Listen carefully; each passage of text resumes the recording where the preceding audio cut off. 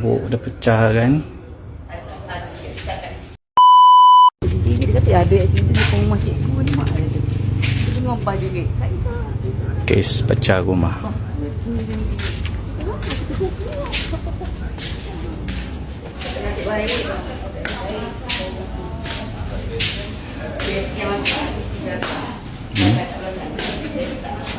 Habis diompel.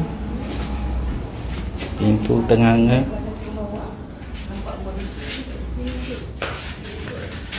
Tingkap balik depan. Dah tebuk, dah pecah kan.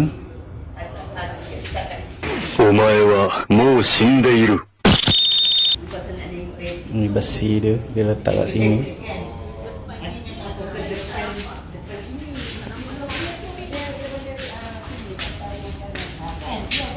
Nasib baik owner ni cepat.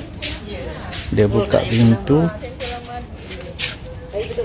Ini barang-barang dia.